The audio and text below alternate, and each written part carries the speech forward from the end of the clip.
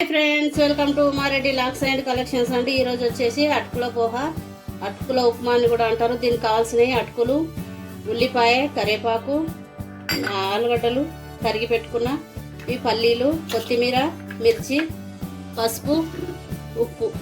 ఎలా చేద్దామో చూద్దాము. వెలిగించి కడాయి పెట్టుకొని ఆయిల్ వేసుకుంటున్నాను. 1 2 3 4. ఆయిల్ వేడయ్యేలోపు ఈ అటుకులు ఇట్లా జాలి గిన్నె పెద్దది తీసుకొని దీంట్లో వేసుకొని వాటర్ పోసుకుంటే వాటర్ అన్ని కిందికి వెళ్ళిపోతాయి. ఇవి తడుపుకోవాలి. ఇలా వాటర్ వేసుకోవాలి, అటుకులను తడుపుకోవాలి.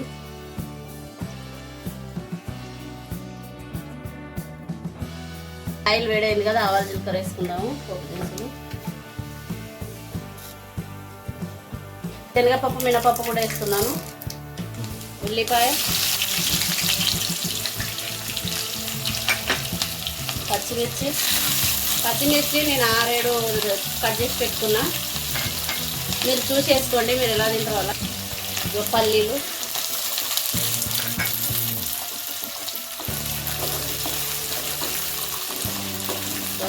దుంప కూడా వేసుకోవాలి, తరిగి పెట్టుకున్నది. ఉల్లిపాయ, పచ్చిమిర్చి, పల్లీలు మగ్గినాయి కదా, ఇప్పుడు ఇలా కలిపి ఉన్నాము. ఈ ఆలు మగ్గడానికి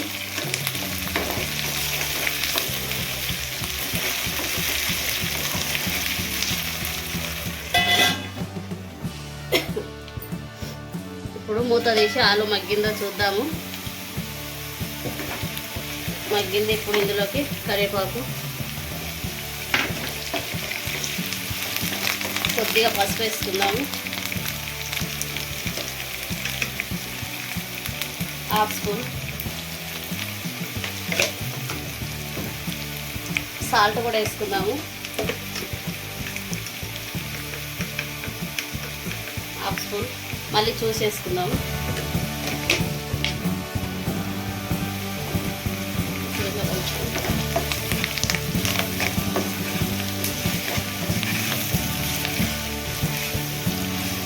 ఇప్పుడు ఇందులోకి ఇవి వాటర్ పోసి తడిపి పెట్టుకున్నది వేసుకుందాము. పోహ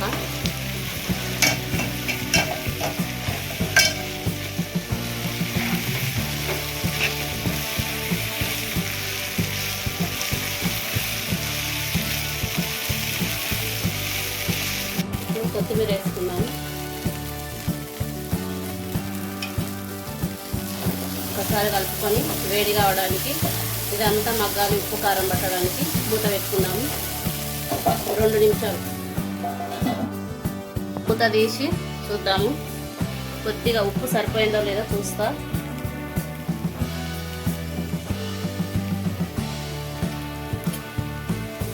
ఉప్పు కొంచెం తగ్గింది, కొంచెం వేసుకున్నాం.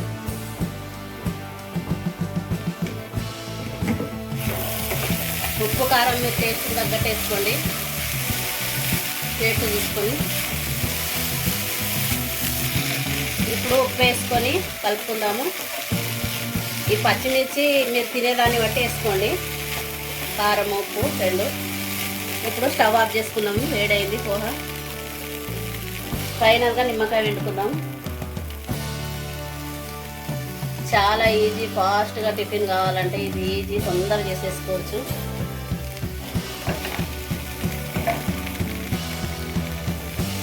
నేనైతే ఒక నిమ్మకాయ వండుకుంటున్నా. మీ పులుపు మీరు తినేదాన్ని బట్టి వేసుకోండి.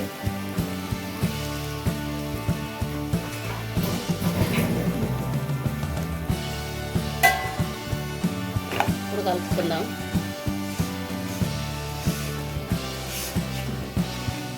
స్టవ్ ఆఫ్ చేసుకున్నాం కదా, వేడి పోహ. ఇప్పుడు ప్లేట్లకు తీసుకొని టేస్ట్ చూద్దాము.